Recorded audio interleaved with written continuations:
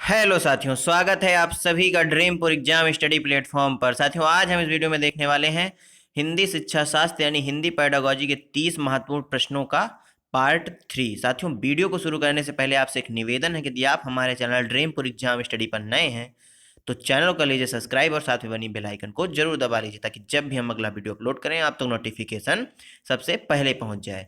साथियों, ये वो क्वेश्चन है जो 2021 ऑनलाइन एग्जाम में आए हुए हैं। कौन से क्वेश्चन साथियों? प्रीव्यू ईयर से, एक तरह से कह सकते हैं पीवाई क्यू हैं, जो 2021 में जो ऑनलाइन एग्जाम हुए थे उनमें आ चुके क्वेश्चन हैं। चलिए साथियों, शुरू करते हैं। ये है साथियों आज का मोटिवेशन कोड। सफल इंसान हमेशा विपत्तियों में भी मौके की तलाश करता है और असफल इंसान मौके में भी विपत्तियां देखता है। क्या साथियों? जो सफल इंसान होता है वो विपत्तियों में भी मौके की तलाश करता है और जो असफल होता है वो मौके में भी विपत्तियां तलाश कर लेता है। यूं ही नहीं गिरते साथियों ख्वाहिशों के फूल झोली में, कर्म की साख को हिलाना पड़ता है। कुछ नहीं होगा अंधेरों को कोसने से, अपने हिस्से का दिया खुद ही जलाना पड़ता है। ये रहा साथियों आपका पहला क्वेश्चन। व्याकरण अनुवाद विधि में नहीं है। साथियों से पूछा गया है व्याकरण की अनुवाद विधि में कौन सा इसमें से नहीं है। मातृभाषा द्वारा सीखने को बढ़ावा देना, व्याकरण को महत्व देना, विद्यार्थी के संप्रेषण कौशल को संवर्धन करना, विद्यार्थी को भाषा के धारा प्रवाह प्रयोग करने योग्य बनाना। साथियों, ये बहुत ही बेहतरीन क्वेश्चन मैं आपके लिए छांट कर लेकर आया हूँ। ये एकदम इंपॉर्टेंट क्वेश्चन है जो आपको देखिएगा, आपको किसी ना किसी शिफ्ट में 2022 में जो सीटेट होने वाला है इसमें देखने को मिलेगा ही मिलेगा, एक या दो क्वेश्चन यहाँ से।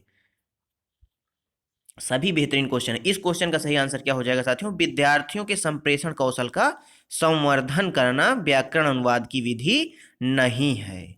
अगला क्वेश्चन साथियों, पाठ्यक्रम के दौरान शिक्षार्थी की कठिनाइयों, उनके ज्ञान में रिक्तता तथा कौशल में कमियों को ज्ञात करने के लिए एक परीक्षण विकसित किया गया, उसे कहेंगे क्या साथियों? पाठ्यक्रम के दौरान यानी पाठ्यक्रम के दौरान शिक्षार्थियों की जो कठिनाई हो रही है, उनके ज्ञान में जो कमी है, उनके कौशलों में जो कमी है, उनको जानने के लिए कौन सा परीक्षण विकसित किया गया? बताइए साथियों, उसका नाम क्या होगा? उपलब्धि परीक्षण, प्रवीणता परीक्षण, श्रेणी परीक्षण या निदानात्मक परीक्षण? बताइए इस क्वेश्चन का सही आंसर क्या हो जाएगा? तो साथियों, इस क्वेश्चन का जो सही आंसर हो जाएगा वह ऑप्शन डी यानी निदानात्मक परीक्षण हो जाएगा। क्यों साथियों? जब आप कठिनाइयों को जानेंगे तो उनका निदान करेंगे तो वह कौन सा परीक्षण कहलाएगा? निदानात्मक परीक्षण, यानी ऑप्शन डी करेक्ट आंसर। अगला क्वेश्चन, एक अध्यापक का अपनी कक्षा में इस बात पर ध्यान जाता है कि एक बच्चे को भाषा पढ़ने एवं समझने में कठिनाई हो रही है। यह का लक्षण हो सकता है। किस चीज का लक्षण हो सकता है साथियों? भाषा को पढ़ने में और समझने में कठिनाई हो रही है। तो वह गणना में अक्षमता है यानी डिस्कैलकुलिया है, या लिखने में अक्षमता डिस्ग्राफिया है, या प्रयोग या अभ्यास करने में अक्षमता डिस्प्रेक्सिया है, या पढ़ने में अक्षमता डिसलेक्सिया है? बताइए साथियों, इस क्वेश्चन का सही आंसर क्या हो जाएगा? तो साथियों, इस क्वेश्चन का जो सही आंसर होगा वह ऑप्शन डी हो जाएगा, यानी पढ़ने में अक्षमता वह डिसलेक्सिया से ग्रसित है। ऑप्शन डी करेक्ट है। अगला क्वेश्चन, सभी बच्चे उन गतिविधियों द्वारा अभिप्रेरित होते हैं जिनकी योजना वयस्क द्वारा बनाई जाती है, जिनकी योजना बच्चों द्वारा बनाई जाती है, जो बच्चों के लिए अर्थपूर्ण होती हैं, जो अध्यापक के लिए अर्थपूर्ण होती हैं। साथियों, क्या पूछा गया है? सभी बच्चे कौन सी गतिविधियों में अभिप्रेरित होंगे, यानी प्रेरणा आएगी उनके अंदर? बताइए। तो साथियों, इस क्वेश्चन का जो सही आंसर हो जाएगा वह क्या हो जाएगा? जो बच्चों के लिए अर्थपूर्ण हो, यानी ऑप्शन सी करेक्ट आंसर हो जाएगा। अगला क्वेश्चन, भाषा के क्रियात्मक पहलू को भाषा अधिगम के डॉट डॉट साथ बढ़ावा मिलता है। संप्रेषणात्मक उपागम के साथ, संरचनात्मक उपागम के साथ, रचनात्मक उपागम के साथ, या परंपरागत उपागम के साथ? बताइए इस क्वेश्चन का सही आंसर क्या हो जाएगा? भाषा के क्रियात्मक पहलू को भाषा अधिगम के साथ डॉट डॉट बढ़ावा मिलता है। बताइए। तो संप्रेषणात्मक उपागम के साथ बढ़ावा मिलता है। अगला क्वेश्चन, भाषा की माफ करिएगा, बच्चों की भाषा इस बात के लिए पर्याप्त संकेत देती है कि वे अपनी भाषा नहीं जानते, वे अपनी भाषा का व्याकरण जानते हैं। वे अपनी भाषा का व्याकरण नहीं जानते, वे अपनी भाषा का साहित्य जानते हैं। बच्चों की जो भाषा है वो किस बात की ओर संकेत करती है? बताइए इस क्वेश्चन का सही आंसर क्या हो जाएगा? तो साथियों इस क्वेश्चन का सही आंसर ऑप्शन बी हो जाएगा, यानी वे अपनी भाषा का व्याकरण जानते हैं। ऑप्शन बी एकदम करेक्ट आंसर। अगला क्वेश्चन, सुनने की कुशलता में एक महत्वपूर्ण उद्देश्य क्या है? सुनना और दोहराना, कविता सुनना, सुनने में रुचि और धैर्य, कहानी सुनना। सुनने की कुशलता में साथियों एक महत्वपूर्ण उद्देश्य क्या हो सकता है? बताइए आपकी दृष्टि से क्या हो सकता है?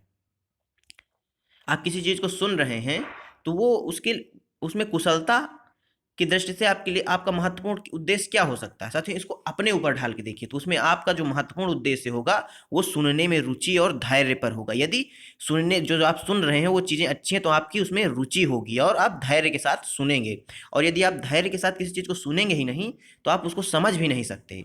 यानी सुनने में रुचि और धैर्य इस क्वेश्चन का एकदम सही आंसर हो जाएगा। अगला क्वेश्चन, साहिल तीसरी कक्षा में पढ़ता है, वह हिंदी भाषा लिखते समय अपनी मातृभाषा का प्रयोग करता है। यह एक स्वाभाविक प्रक्रिया है, एक घातक प्रक्रिया है, हिंदी भाषा सीखने में बाधक है, हिंदी भाषा सीखने के लिए अनिवार्य है। बताइए इस क्वेश्चन का सही आंसर क्या हो जाएगा? तो साथियों वह अपनी मातृभाषा का प्रयोग करता है, यानी यह एक स्वाभाविक प्रक्रिया है, यानी ऑप्शन ए एकदम करेक्ट आंसर हो जाएगा। अगला क्वेश्चन साथियों, बुनियादी स्तर पर शिक्षार्थियों को विद्यालय में उनके घर की भाषा में पढ़ना चाहिए क्योंकि डॉट डॉट यह उनकी शिक्षण अधिगम प्रक्रिया में सहभागिता को बढ़ाएगा।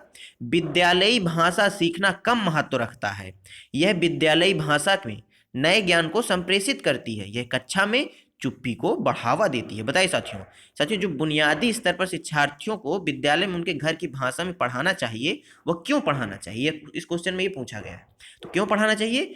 यह उनकी शिक्षण अधिगम प्रक्रिया में सहभागिता को बढ़ाएगी, यानी ऑप्शन ए एकदम करेक्ट आंसर हो जाएगा।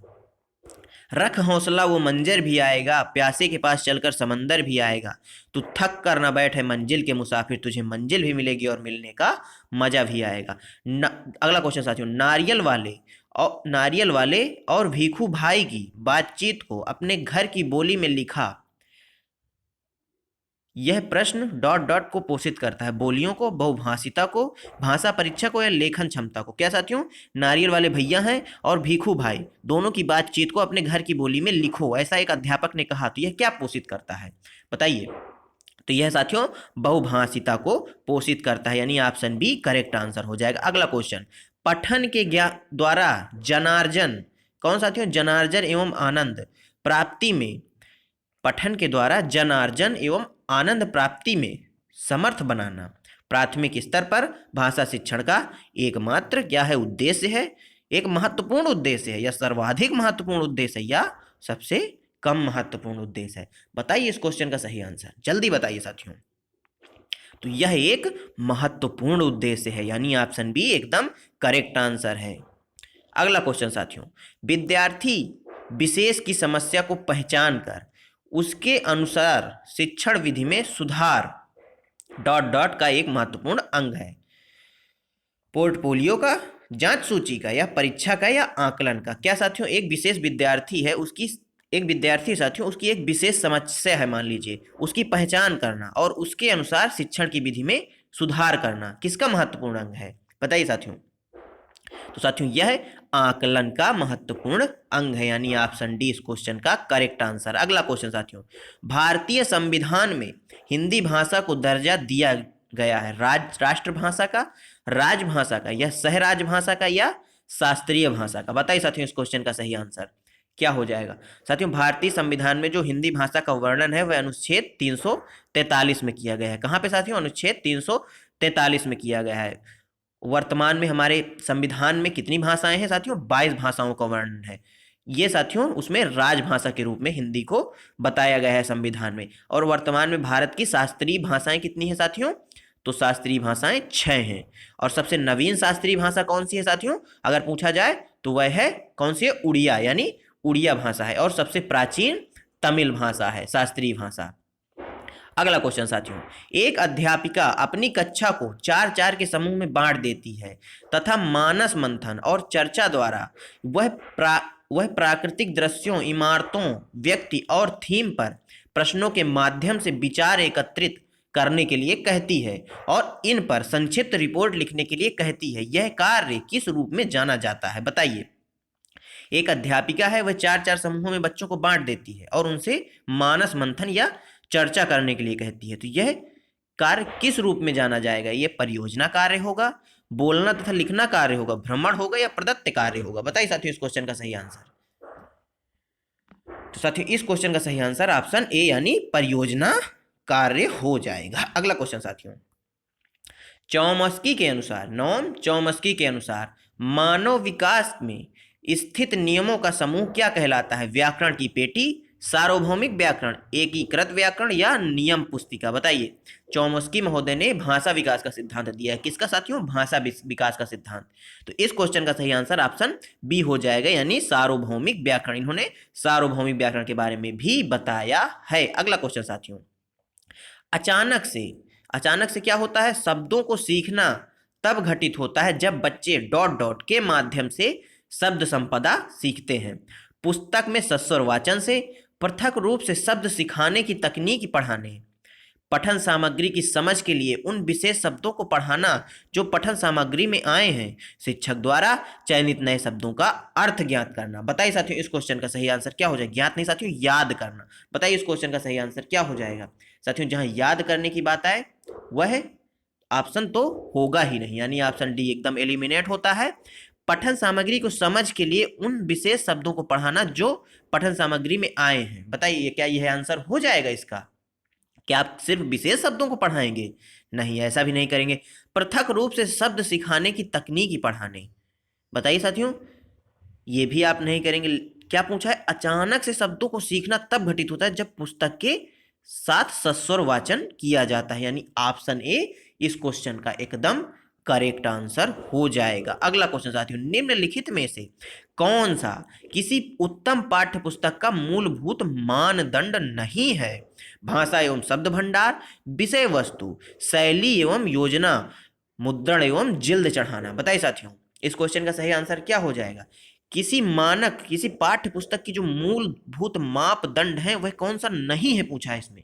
तो कौन सा नहीं है साथियों? ऑप्शन डी मुद्रण एवं जिल्द चढ़ाना, यह इसका मूलभूत मानदंड नहीं है। भाषा एवं शब्द भंडार होना चाहिए पुस्तक में, विषय वस्तु की भी होनी चाहिए, भाषा की पुस्तक की जो शैली है वो शैली और योजना दोनों ही बेहतरीन होनी चाहिए। लेकिन मुद्रण और जिल्द चढ़ाना कोई मूलभूत मापदंड नहीं है, यानी ऑप्शन डी इस क्वेश्चन का एकदम करेक्ट आंसर। अगला क्वेश्चन साथियों, एक अध्यापक किसी पाठ्य सामग्री का आधा भाग स्वयं ऊंचे स्वर में पढ़कर अपने विद्यार्थियों से कहता है या कहती है कि वे उस पाठ के अंत को अपने अनुसार पूर्ण करें। यह किस प्रकार की विधि है? अनुभव आधारित गतिविधि, समूह कार्य आधारित गतिविधि, अंतर्बोध आधारित गतिविधि या लेखन गतिविधि? बताइए साथियों इस क्वेश्चन का सही आंसर क्या हो जाएगा? तो साथियों इस क्वेश्चन का सही आंसर ऑप्शन ए यानी अनुभव आधारित गतिविधि हो जाएगा। अगला क्वेश्चन साथियों, भाषा अर्जन का अर्थ क्या है? किसी भाषा के व्याकरण के नियमों को सीखना, किसी भाषा को औपचारिक परिवेश में आजमाने के लिए सीख लेना, किसी भाषा को औपचारिक परिवेश में सायास सीखना, भाषा के बारे में सीखना। बताइए साथियों भाषा अर्जन का आखिर में अर्थ होता क्या है? यह पूछा गया है इस क्वेश्चन में। तो साथियों इस क्वेश्चन में पूछा गया है अर्थ, तो उसका अर्थ होता है किसी भाषा को अनौपचारिक परिवेश में अनजाने में ही सीख लेना, यह भाषा अर्जन का अर्थ कहलाता है, यानी ऑप्शन बी करेक्ट आंसर। अगला क्वेश्चन साथियों, निम्नलिखित में से किस कार्य के लिए शब्दकोशों की सहायता नहीं मिलेगी? उच्चारण में सुधार, शब्द संपदा में सुधार, वर्तनी में सुधार या लिखावट में सुधार? क्या पूछा है? शब्दकोशों की सहायता किस कार्य में नहीं मिलेगी? साथियों ध्यान दीजिएगा, ये नहीं वाले क्वेश्चन बहुत कंफ्यूज करते हैं और बच्चे अक्सर गलत करके चले आते हैं, आपको ध्यान देना है इन चीजों पर। तो लिखावट में सुधार पर सहायता नहीं मिलेगी, यानी ऑप्शन डी करेक्ट आंसर। अगला क्वेश्चन साथियों, यदि आप शब्दों के सिर्फ समानार्थी और विपरार्थी शब्द जानना चाहते हैं तो आपको किसकी आवश्यकता होगी? शब्दकोश की, संकलन की, शब्द समूहों का सूचीकोष या उच्चारण निर्देशिका। बताइए साथियों इस क्वेश्चन का सही आंसर क्या हो जाएगा। आपको किस चीज की आवश्यकता पड़ने वाली है यदि आप शब्दों के समानार्थी और विपरीतार्थी यानी विलोम शब्द जानना चाहते हैं। तो साथियों इस क्वेश्चन का सही आंसर हो जाएगा शब्द समूहों का सूची कोष यानी ऑप्शन सी एकदम करेक्ट आंसर हो जाएगा। अगला क्वेश्चन साथियों, सुश्री परवीन की कक्षा में बहुधा विद्यार्थियों से अपेक्षा की जाती है कि वे उनके पीछे पीछे दोहराएं। सुश्री परवीन डॉट डॉट अनुसरण कर रही हैं। अपनी कक्षा में पुनरावृत्ति ड्रिल का, अपनी कक्षा में वार्तालाप ड्रिल का, अपनी कक्षा में पूरा करने की ड्रिल का, अपनी कक्षा में विकल्प ड्रिल का। बताइए साथियों इस क्वेश्चन का सही आंसर क्या हो जाएगा। तो साथियों इस क्वेश्चन में हो जाएगा अपनी कक्षा में पुनरावृत्ति ड्रिल का यानी ऑप्शन ए एकदम करेक्ट आंसर। अगला क्वेश्चन, प्रथम भाषा अर्जन के लिए कौन सा सही है। यह प्राकृतिक रूप से अर्जित की जाती है, इसके लिए प्रशिक्षण की आवश्यकता है, इसके लिए औपचारिक निर्देश की आवश्यकता है, यह बच्चे के सचेत प्रयासों के पश्चात अर्जित होती है। बताइए इस क्वेश्चन का सही आंसर क्या हो जाएगा। साथियों प्राथमिक अर्जन की यानी प्रथम भाषा अर्जन की बात की गई है। तो साथियों प्रथम भाषा अर्जन जो होता है वो प्राकृतिक रूप से बालक अर्जित कर लेते हैं। आपने देखा होगा छोटे बच्चों को कोई सिखाया नहीं जाता, वो शुरू से ही जब एक उम्र के बाद माँ माँ बाबा ऐसे करके बोलने लगते हैं और लोगों का सुन सुन के अनुकरण करके प्राकृतिक रूप से ही भाषा बोलना सीख जाते हैं। अगला क्वेश्चन साथियों, पियाजे के अनुसार बच्चे के समग्र बौद्धिक विकास के लिए डॉट डॉट भाषा की कोई भूमिका नहीं होती, भाषा सबसे महत्वपूर्ण पहलू है, भाषा मात्र एक पहलू है, भाषा विकास का अंग नहीं है। साथियों पियाजे के अनुसार पूछा है, बताइए। तो साथियों इस क्वेश्चन का सही आंसर ऑप्शन बी हो जाएगा यानी भाषा सबसे महत्वपूर्ण पहलू है। अगला क्वेश्चन साथियों, नोम चॉम्स्की के सिद्धांत के अनुसार हम सभी इस सहजात समझ के साथ जन्म लेते हैं कि भाषा कैसे कार्य करती है। संकेत भाषा, सार्वभौमिक व्याकरण या शिक्षा, बुनियादी शिक्षा या व्यवहारिक विज्ञान। बताइए साथियों इस क्वेश्चन का सही आंसर क्या हो जाएगा। तो साथियों इस क्वेश्चन का सही आंसर ऑप्शन बी हो जाएगा यानी सार्वभौमिक व्याकरण यानी ऑप्शन बी करेक्ट आंसर। अगला क्वेश्चन साथियों, सार्वभौमिक व्याकरण की बात किसने की थी। नोम चॉम्स्की महोदय ने ही की थी। कौन से उपागम के अंतर्गत सावधानी पूर्वक चयनित और स्तरवार सामग्रियों का इस्तेमाल किया जाता है। कौशल आधारित उपागम, रचनावादी उपागम, संरचनात्मक उपागम या संप्रेषणात्मक उपागम। बताइए साथियों इस क्वेश्चन का सही आंसर।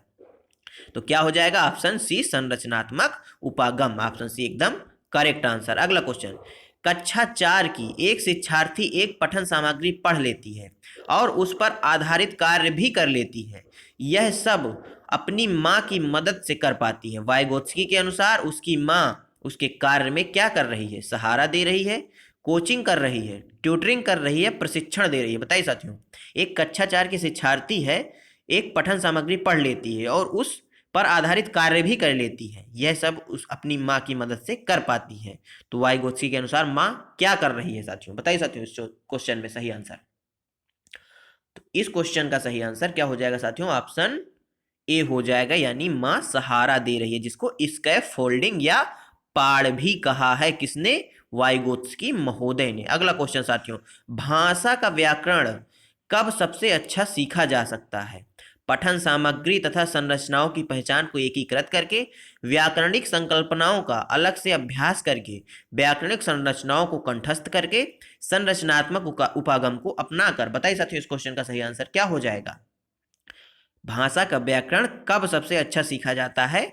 पठन सामग्री तथा संरचनाओं की पहचान को एकीकृत करके यानी ऑप्शन ए करेक्ट आंसर है। अगला क्वेश्चन साथियों, लेखन की योग्यता में कमी को विकृत हस्तलेखन से संबंधित है। लेखन की योग्यता में कमी जो विकृत हस्तलेखन से संबंधित है को क्या कहेंगे आप। लेखन वैकल्य यानी डिस्ग्राफिया, क्रिया वैकल्य या डिस्प्राक्सिया, गणन वैकल्य डिस्कैलकुलिया या वाचन वैकल्य डिसलेक्सिया। बताइए साथियों इस क्वेश्चन का सही आंसर। तो साथियों इस क्वेश्चन का सही आंसर क्या हो जाएगा, लेखन वैकल्य डिस्ग्राफिया यानी ऑप्शन ए करेक्ट आंसर हो जाएगा। अगला क्वेश्चन साथियों, मनुष्य भाषा अर्जन की क्षमता के साथ जन्म लेता है, यह कथन किससे संबंधित है। वाइगोत्स्की से, पियाजे से, चॉम्स्की से या ब्रूनर से। मनुष्य भाषा अर्जन के साथ जन्म लेता है, यह किसका कथन हो सकता है साथियों, बताइए। तो यह नोम चॉम्स्की महोदय का कथन है। इन्होंने ही सार्वभौमिक व्याकरण की भी बात की है और भाषा अर्जन का सिद्धांत भी इन्होंने ही दिया है। साथियों, आज के क्वेश्चन आपको कैसे लगे हमें कमेंट बॉक्स में जरूर बताइएगा। यदि आपको क्वेश्चन अच्छे लगे हों तो वीडियो को लाइक करिएगा, चैनल को सब्सक्राइब करिएगा, अपने दोस्तों के साथ शेयर करिएगा। और हाँ, आपने 30 में से कितने सही किए ये भी आप हमें कमेंट बॉक्स में आज बताएंगे। मिलते हैं साथियों आपसे अगले वीडियो में। तब तक के लिए जय हिंद, जय भारत। अपना और अपनों का ख्याल रखिए, सभी का सम्मान करिए।